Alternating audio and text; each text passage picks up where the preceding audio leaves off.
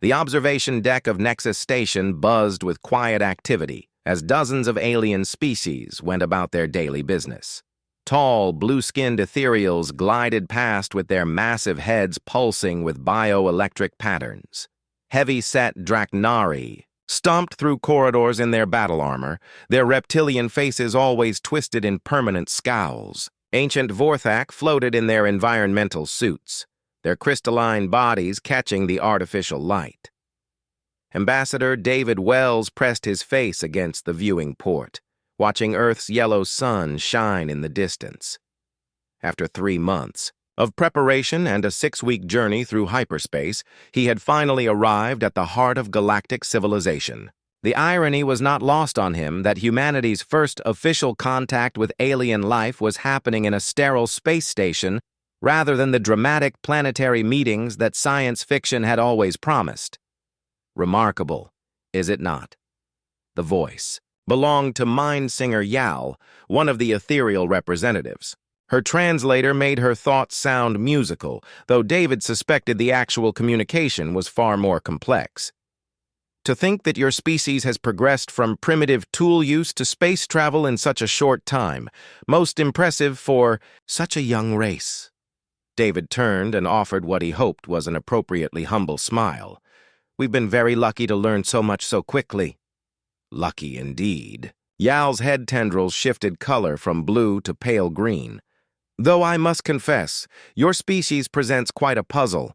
Your technology appears functional, yet so basic. Your ship barely maintained hyperspace coherence during your journey. Here.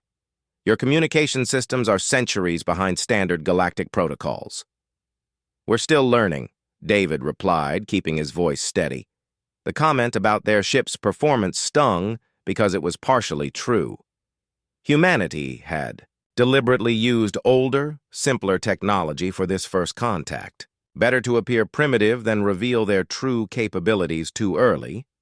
General Thek approached them, his massive frame casting a shadow over both humans and ethereals. The Drachnari military leader wore the scars of a dozen campaigns across his reptilian face. "Learning is for children," he growled, his translator making his words sound like grinding metal. "Adults take action. Your species has been monitored for 50 standard cycles. You show promise as laborers, but little else." "Laborers?" David asked, though he already knew where this conversation was heading. Earth's intelligence services had intercepted enough alien communications to understand the Galactic Council's intentions. "Mining colonies," Thek explained with obvious satisfaction. "Your species shows remarkable endurance and adaptability, perfect for extraction operations on hostile worlds. Much more useful than leaving you on that comfortable little planet of yours." Mind Singer Yal's tendrils shifted to disapproving purple. General Thek speaks with typical military directness, but he is not incorrect. Newly contacted species typically require guidance in finding their proper place within galactic society.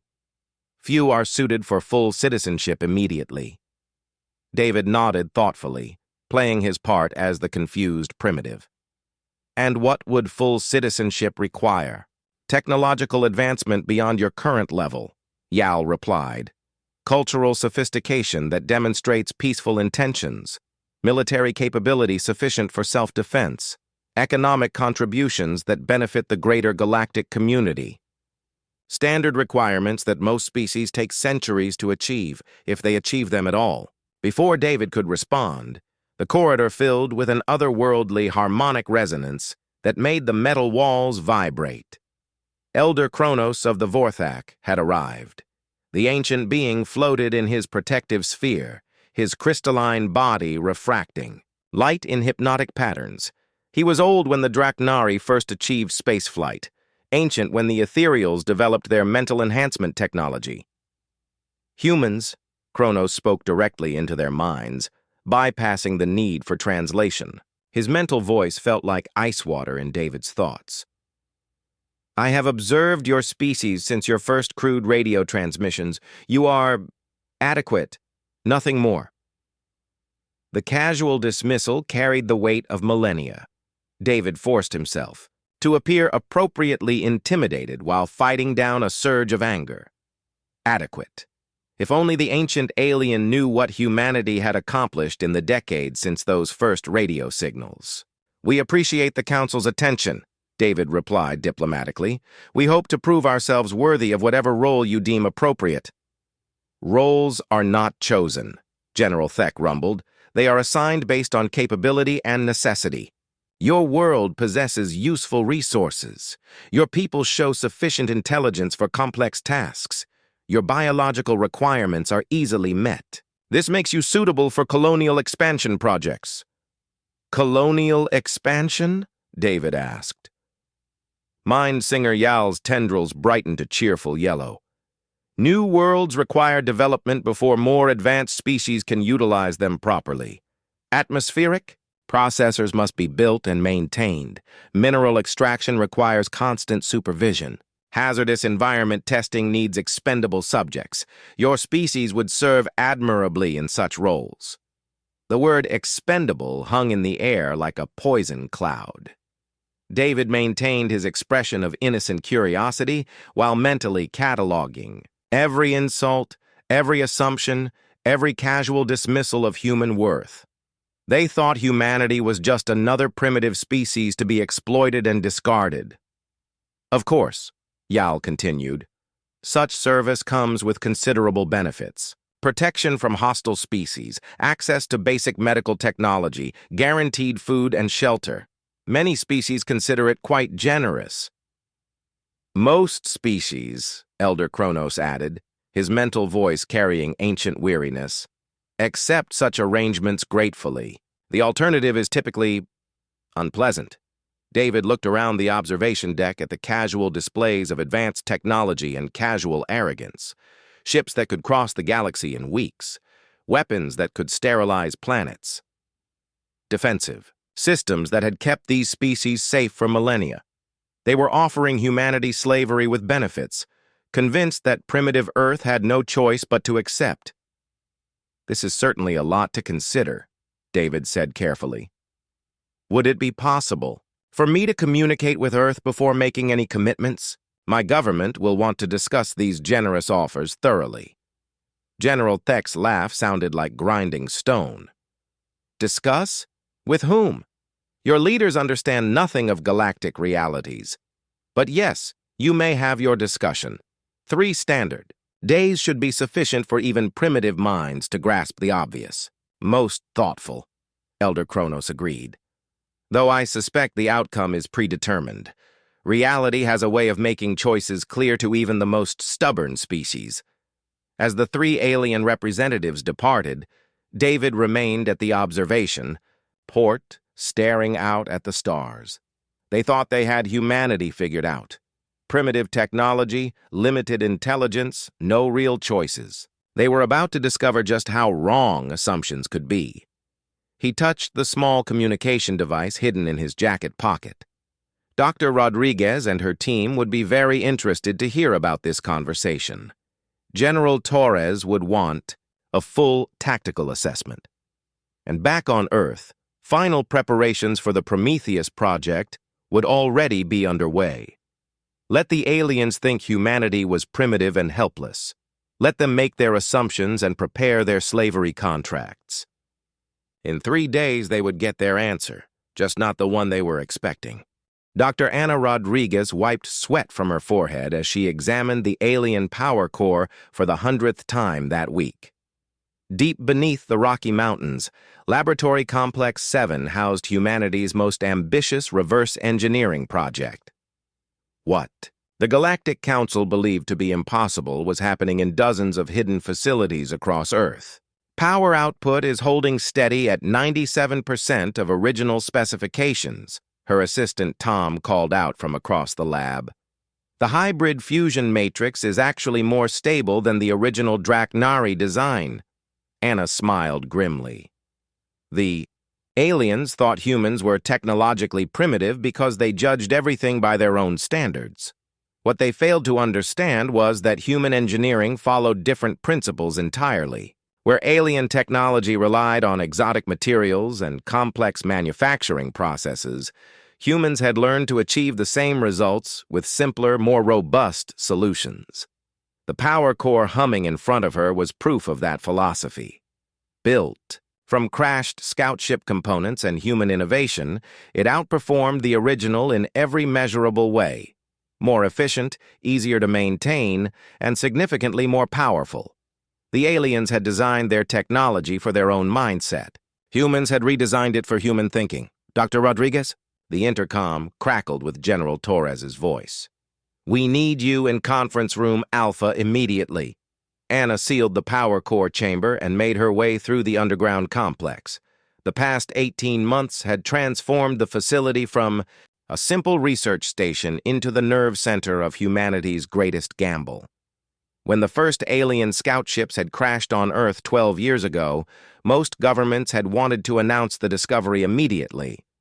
Fortunately, calmer minds had prevailed. Conference Room Alpha buzzed with activity as Earth's top military and scientific minds gathered around a holographic display showing Nexus Station. General Torres, a weathered veteran of 3 different wars, gestured to the tactical readout with obvious frustration. David's latest transmission confirms our worst fears, Torres announced. The aliens intend to relocate our entire population to mining colonies within 6 months. They're not offering us a choice in the matter. Dr. Patricia Vance, director of Xenological Studies, shook her head sadly.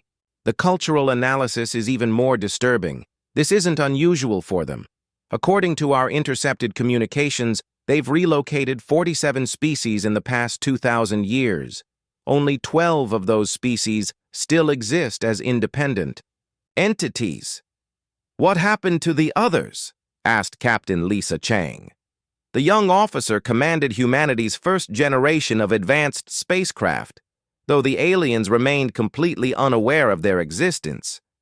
Absorbed into the labor force, Patricia replied grimly. Their cultures destroyed, their populations scattered across hundreds of worlds, their genetic distinctiveness gradually eliminated through controlled breeding programs. They call it beneficial integration. Anna felt her stomach clench. This was why they had worked so hard, why they had maintained the deception for so long. The aliens didn't see species like humanity as equals to be welcomed into galactic society. They saw resources to be harvested and managed. Status report on Project Prometheus, General Torres requested. Anna stood and activated her portion of the holographic display. All primary objectives are achievable within the established timeline. The solar defense grid will be fully operational in 72 hours. Power systems are performing beyond specifications. The cloaking field generators have exceeded all test parameters. Stealth fleet status? Torres asked Captain Chang. All 12 vessels are in position and maintaining perfect sensor invisibility, Lisa reported with quiet pride. Our ships are currently within scanning range of major alien installations throughout this sector. They haven't detected so much as a sensor ghost. The irony was delicious. While the aliens debated how best to exploit primitive humanity, human ships were already conducting detailed surveillance of their most secure facilities. The same technology the aliens had dismissed as crude was now being used to map their entire defensive network. What about the manufacturing capabilities? Torres continued. Anna smiled. This was where human engineering truly shone. Production rates are holding steady at 400% of original projections. We're currently capable of producing more advanced technology in a single month than most alien species manage in a full year. The humans in the room exchanged glances of grim satisfaction. The aliens assumed that primitive species would need centuries to develop meaningful industrial capacity. What they failed to understand was that humans had been preparing for interstellar conflict since they first looked up at the stars and wondered what was out there.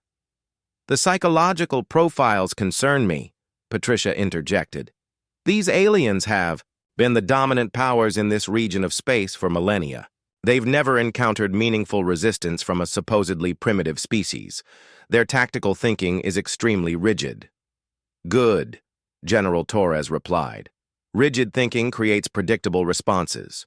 Predictable responses create tactical opportunities. Anna nodded agreement. The alien technology was impressive, but it was designed by minds that had never needed to innovate under pressure. Humans had spent their entire evolutionary history solving problems with whatever resources were available. That kind of adaptability was apparently rare in the galaxy.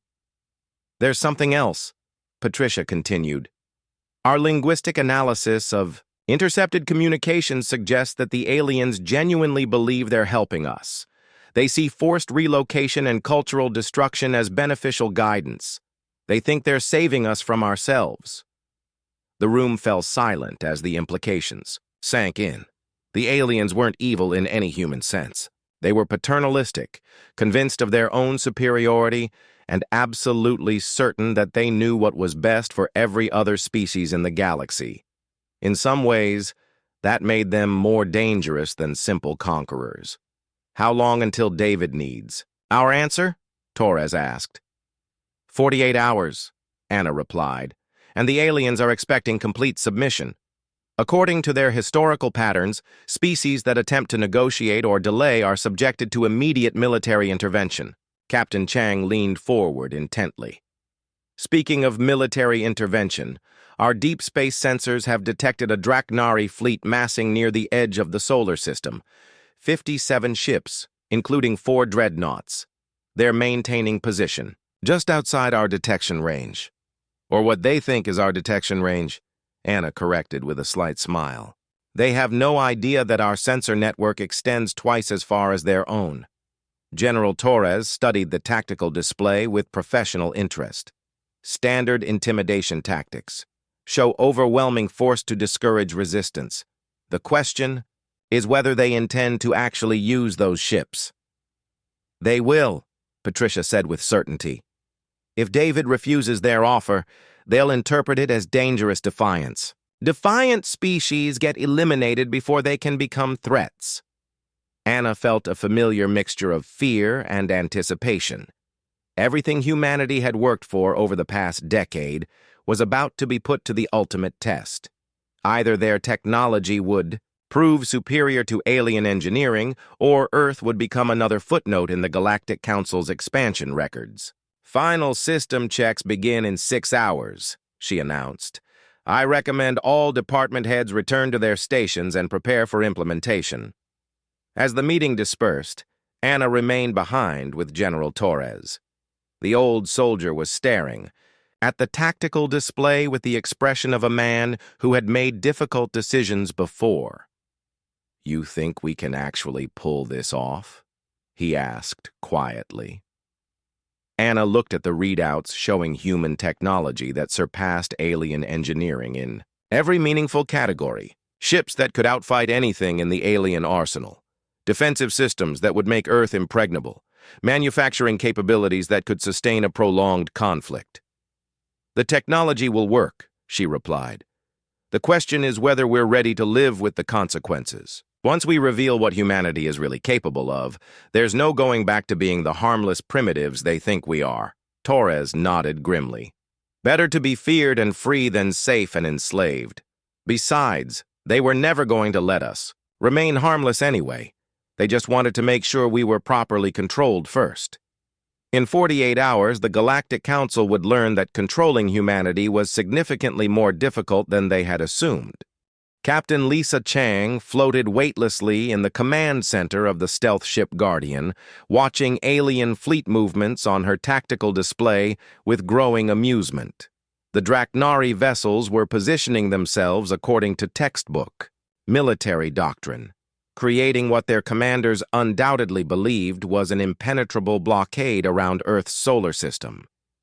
If only they knew that 12 human ships were already inside their formation, invisible and recording every communication, every tactical decision, every strategic weakness.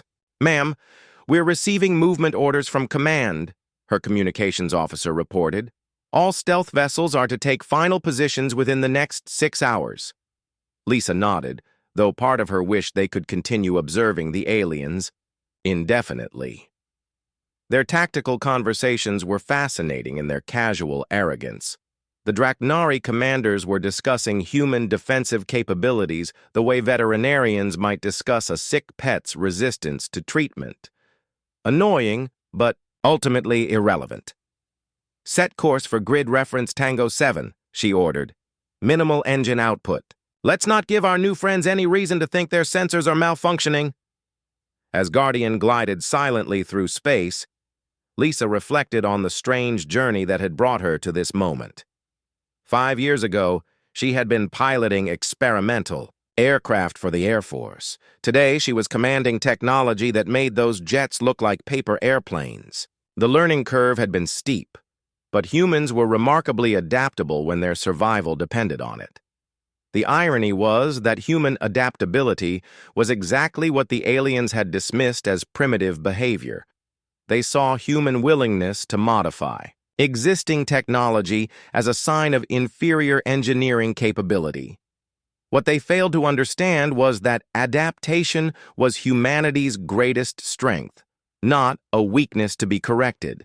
"Captain, we're getting some interesting chatter from the Draknari flagship," her intelligence officer announced. "They're expressing concern about maintaining formation integrity during what they're calling the compliance enforcement action." Lisa smiled grimly. Compliance enforcement action was apparently the official term for forcing an entire species into slavery. The aliens had developed remarkably clinical language for describing the destruction of civilizations. "Any word on timeline?" she asked. "General, Thek is pushing for immediate action if the humans don't accept terms in the next 36 hours.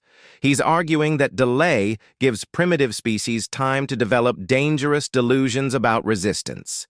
Dangerous delusions about resistance. Lisa wondered what the Draknari general would think if he knew that human ships were currently conducting detailed scans of his entire fleet. Every weapon system, every defensive capability, every possible tactical response had been mapped and analyzed. The dangerous delusions were definitely present, but they weren't on the human side. "Ma'am, we're receiving a priority transmission from Dr. Rodriguez," the communications officer reported. Lisa accepted the encrypted signal and listened carefully to Anna's update on Project Prometheus. The solar defense grid was ahead of schedule, the power systems were performing beyond all expectations, and the manufacturing facilities were producing equipment faster than even the most optimistic projections had suggested. More importantly, intelligence analysis of alien technology had revealed a critical weakness that human engineers were already exploiting. The aliens had developed their systems over millennia of technological stability. Their equipment was sophisticated but inflexible. Human technology was cruder, but infinitely more adaptable. "Signal all ships," Lisa ordered. "Full stealth protocols remain in effect. Begin detailed tactical scans of assigned targets. I want to know everything about these vessels before we have to fight them." As Guardian continued its silent approach to the final surveillance position, Lisa reviewed the tactical situation one more time. 57 alien ships against 12 human vessels. On paper, it looked like suicide. In reality, the aliens were about to discover that numbers meant nothing when your enemy possessed technology you couldn't detect and tactical flexibility you couldn't match. The Draknari had spent thousands of years perfecting the art of intimidation. Overwhelming force, rigid formations, and absolute confidence in their technological superiority had crushed dozens of species. What they had never encountered was an enemy that refused to be intimidated and possessed the technological capability to back up that refusal. "Captain, we're in position," her navigator reported. "All stealth ships are reporting ready status." Lisa looked at the tactical display one final time. Human ships were positioned throughout the alien formation like invisible daggers waiting to strike. The Draknari continued their patrol patterns, completely unaware that their every movement was being monitored and recorded. "Excellent work, everyone," she announced to her crew. "Now we wait for the politicians to finish their talking. One way or another, this situation is going to resolve itself very soon." Meanwhile, on Earth, the final preparations for Project Prometheus were reaching completion. The solar defense grid that would protect humanity's homeworld was unlike anything the galaxy had ever seen. Instead of relying on massive static installations like alien defensive systems, humans had developed a distributed network of small, mobile platforms that could reconfigure themselves in response to any threat. Dr. Rodriguez stood in the primary control center, watching status displays that showed green lights across every system. Around her, technicians made final adjustments to equipment that represented the pinnacle of human engineering achievement. Not the most sophisticated technology in the galaxy, perhaps, but certainly the most innovative. "All stations report ready," her deputy announced. "We can activate the grid at a moment's notice." Anna nodded, though she felt the weight of responsibility settling on her shoulders like a heavy cloak. Everything humanity had worked toward for the past decade was about to be tested against enemies who possessed thousands of years of technological development and military experience. The only question was whether human innovation and adaptability could overcome alien superiority and experience. In a few hours, they would have their answer. "Begin final system initialization," Anna ordered, "and send word to Ambassador Wells that Earth is ready to give the Galactic Council our response to their generous offer." The response would certainly surprise them. The only question was whether it would be the last surprise the aliens ever received, or the first of many in a very long and difficult conflict. Either way, humanity was done pretending to be primitive.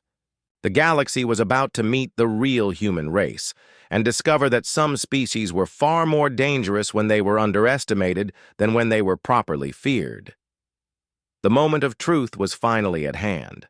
Soon, very soon, the aliens would learn what happened when they mistook human restraint for human weakness. General Tech stood on the bridge of his flagship, the Dominant Fang, watching the primitive blue world spin slowly beneath his fleet. In 6 hours, the humans would surrender or be destroyed. Either outcome was acceptable, though he personally hoped they would resist. The Draknari military had not seen real combat in over 2 centuries, and his warriors were growing soft from lack of proper warfare. "Status report," he growled to his tactical officer. "All ships maintain optimal formation. No sign of human military response. Their primitive vessels remain docked at the orbital stations, making no attempt to flee or organize resistance." Thek nodded with satisfaction. This was how it always went with newly contacted species. First came the shock of realizing they were not alone in the universe. Then came the desperate hope that somehow they could negotiate as equals. Finally came the inevitable acceptance that resistance was futile against superior technology and overwhelming force. "Sir, we're receiving a transmission from the human ambassador at Nexus Station," the communications officer reported. "Put it through," Thek ordered. "Let us hear what pathetic bargaining the primitives wish to attempt." Ambassador David Wells appeared on the main screen, though something about his expression seemed different than before. The confusion and intimidation were gone, replaced by a calm confidence that Thek found mildly disturbing. "General Thek, Mind Singer Yal, Elder Kronos," David began formally, "I have received Earth's official response to your generous offer of forced relocation and cultural destruction." Thek frowned. That phrasing was not what he had expected from a defeated primitive. "Our response is simple," David continued. "We respectfully decline."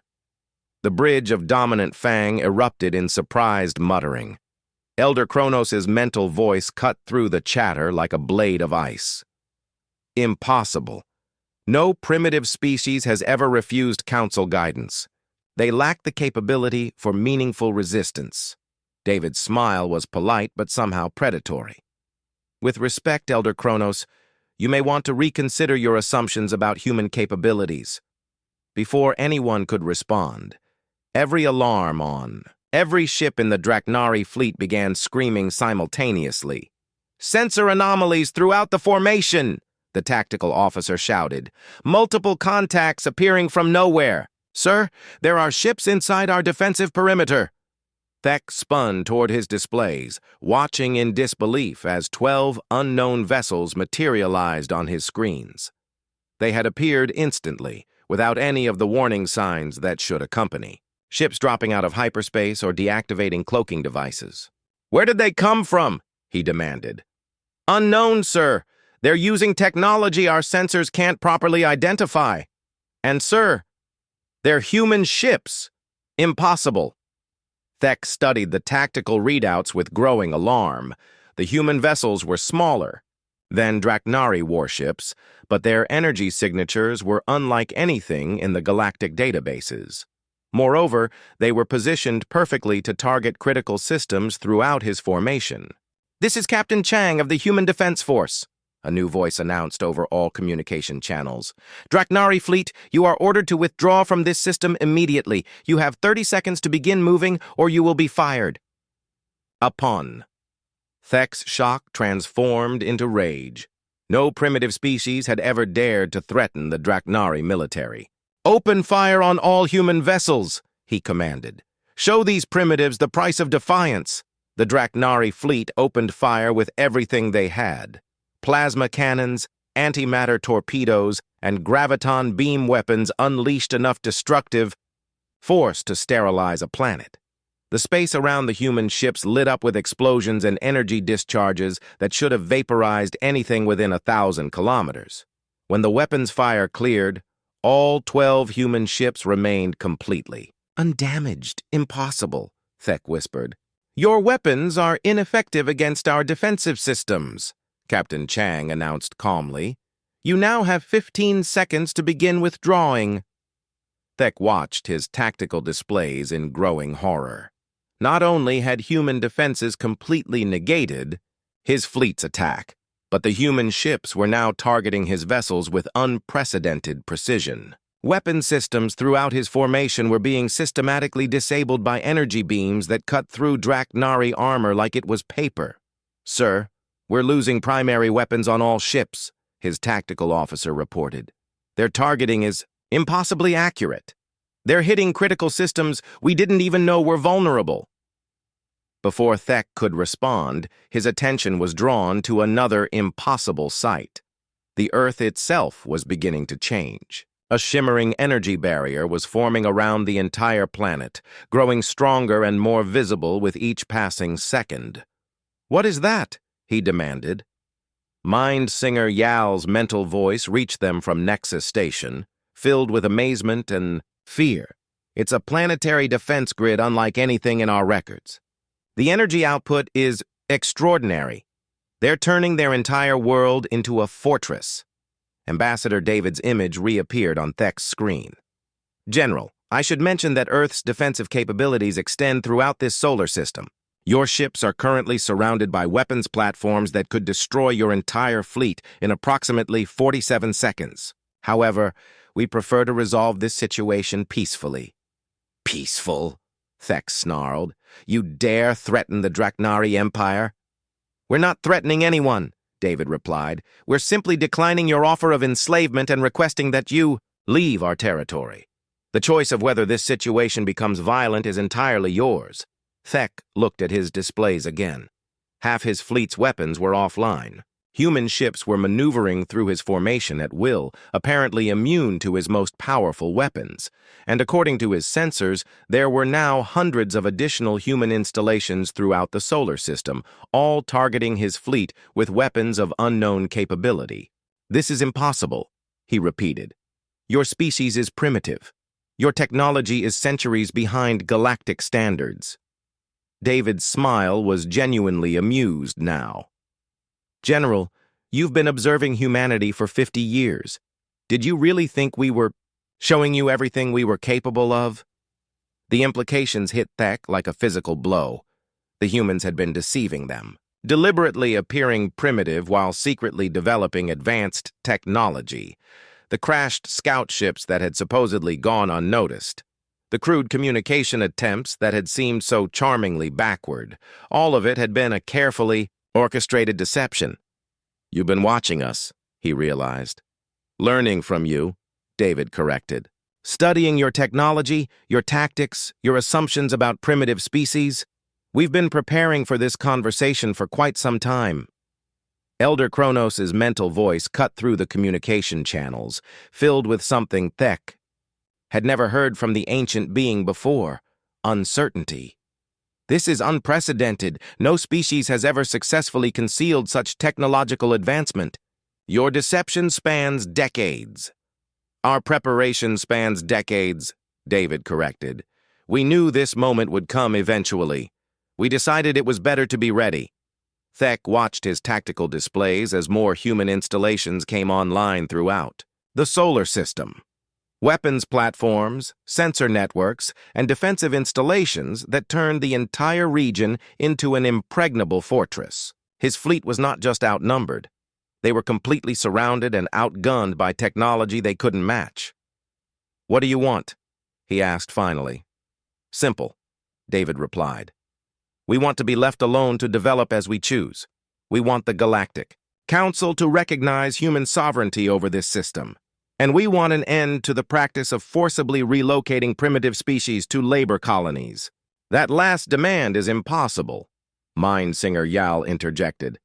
"The galactic economic system depends on managed integration of developing species." David's expression hardened. "Then perhaps it's time for the galactic economic system to change. We're offering you a choice, just as you offered us a choice. Accept our terms, or discover exactly how advanced primitive human technology has become." Thek looked at his officers, seeing his own shock and confusion reflected in their faces. Everything they had believed about galactic power structures was crumbling around them. The primitives they had planned to enslave were instead dictating terms to the greatest military force in the region. The galaxy had just changed forever, and none of them had seen it coming.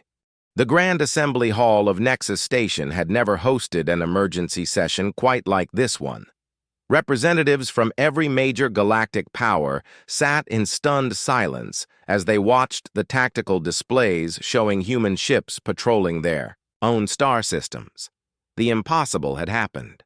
A primitive species had not only refused council authority, but possessed the technology to enforce that refusal. Ambassador David Wells stood at the center of the hall, no longer playing the role of confused primitive.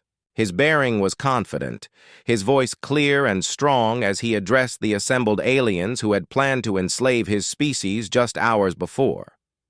"The Human Republic formally requests recognition as a sovereign power with full membership in the Galactic Council," he announced. "We also request an immediate moratorium on the forced relocation of developing species, pending a comprehensive review of current integration policies." Elder Kronos floated in his environmental sphere, his crystalline body pulsing with colors that indicated deep confusion. "This is without precedent. No species has ever advanced from primitive status to military parity in such a brief time frame." "We didn't advance," David replied calmly. "We simply stopped pretending to be primitive. Humanity has been capable of interstellar warfare for quite some time. We chose not to reveal that capability until circumstances forced our hand." Mind Singer Yal's head tendrils shifted through a complex pattern of colors that David's cultural briefings had taught him indicated extreme cognitive distress. "Your deception spans decades. Our entire assessment of human capability was fundamentally flawed." General Thek remained silent in his chair, still processing the tactical defeat his fleet had suffered. Not a single shot fired in anger, yet every ship under his command had been systematically disarmed and surrounded. Human technology hadn't just matched Draknari military capability, it had surpassed it completely. "The question now," David continued, "is how the galactic community chooses to respond to this new reality. Humanity is willing to share our technological advances and become productive members of galactic civilization. We're also prepared to defend ourselves and other species from forced integration policies." A new voice spoke from the assembly. Counselor Prime Zeth of the Vorthak hegemony, second only to Elder Kronos in age and authority. "Your technology appears to be based on captured alien designs. This suggests espionage and theft of intellectual property on a massive scale. David smiled. Our technology is based on crashed ships that landed on our world without permission. We consider salvage and reverse engineering to be perfectly legitimate research methods. However, we've also made significant improvements to the original designs. Perhaps the real question is whether the galactic community is interested in benefiting from human innovation. The hall buzzed with quiet conversations as the implications sank in. The humans weren't just demanding recognition. They were offering to share technological advances that apparently exceeded anything currently in use by established powers. Dr. Rodriguez's voice came through David's private communication channel. Ambassador, our deep space sensors are detecting massive fleet movements throughout the sector.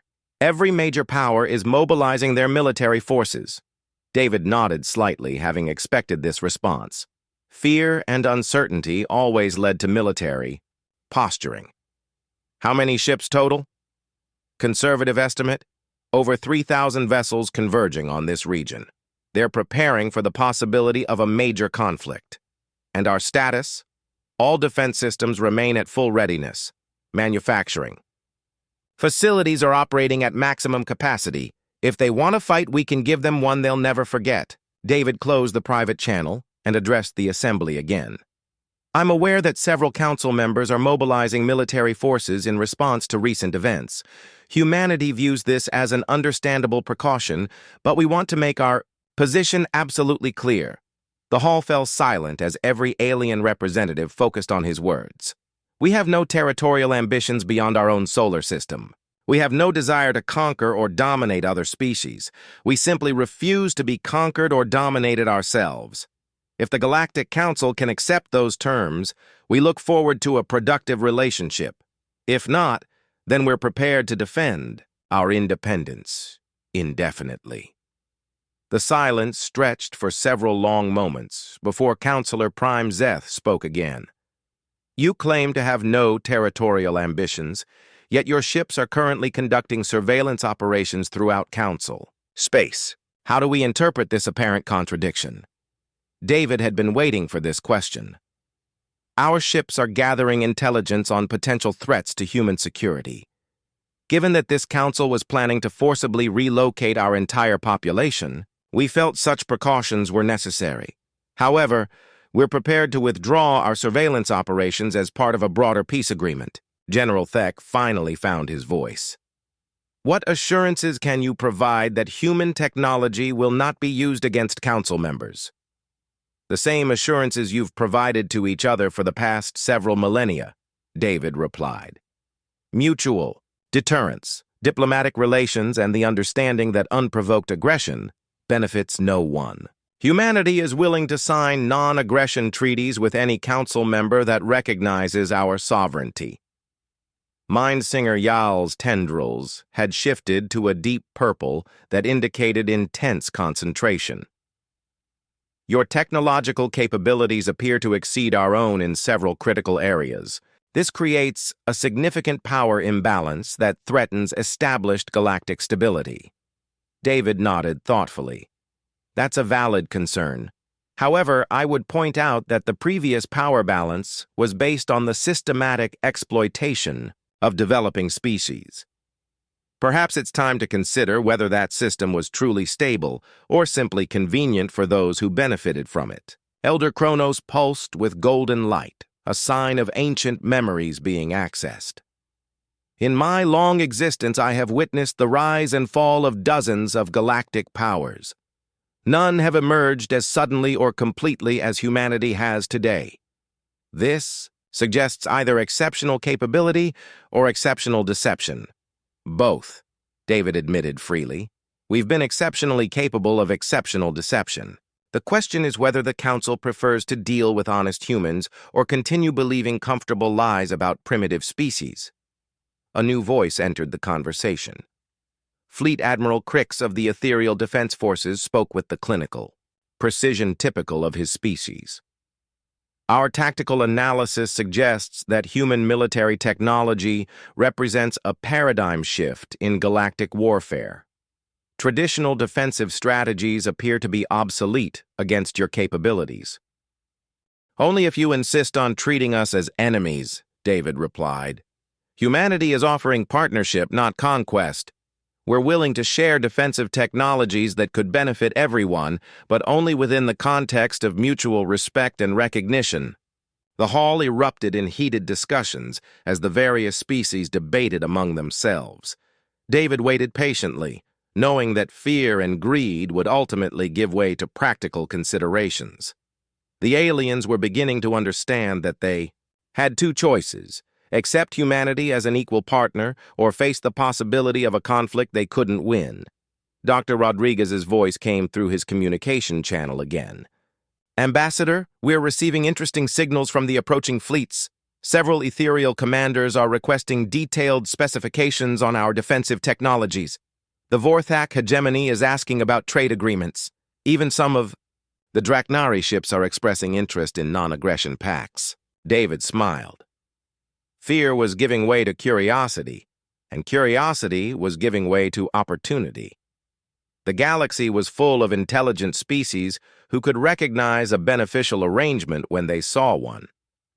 Elder Kronos spoke again, his mental voice, carrying the weight of countless centuries. The Council will require time to consider these unprecedented developments. However, I believe I speak for many when I say that humanity has exceeded our expectations. We've certainly exceeded our own expectations, David replied honestly. 3 months ago, we were preparing for forced relocation to mining colonies. Today, we're negotiating as equals with the greatest powers in the galaxy.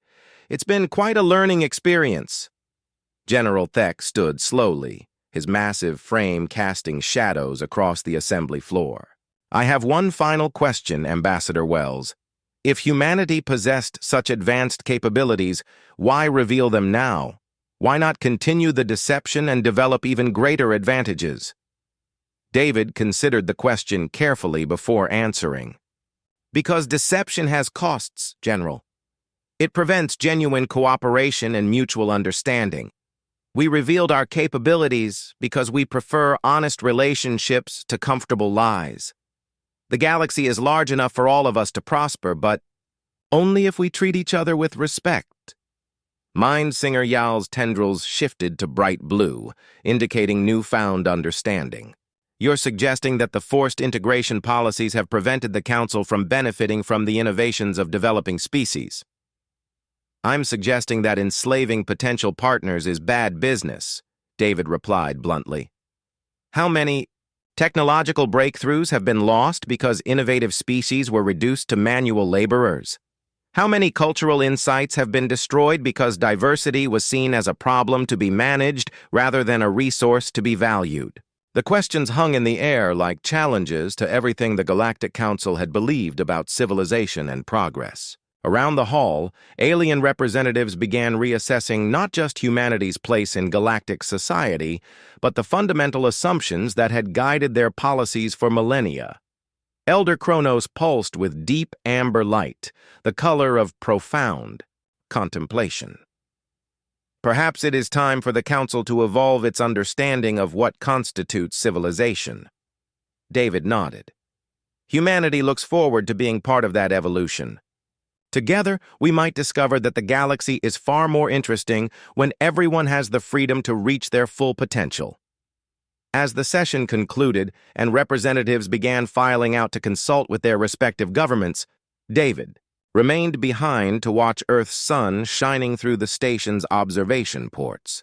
The blue world that had seemed so vulnerable just days before was now protected by the most advanced defense system the galaxy had ever seen. More importantly, humanity had earned something far more valuable than military security. They had earned respect, recognition, and the opportunity to help shape the future of galactic civilization. The moment when humanity revealed its true power hadn't just changed the balance of military forces in the galaxy. It had changed the fundamental relationship between advanced and developing species, opening possibilities that none of them had imagined before. The galaxy would never be the same, and for the first time in millennia, that was a very good thing.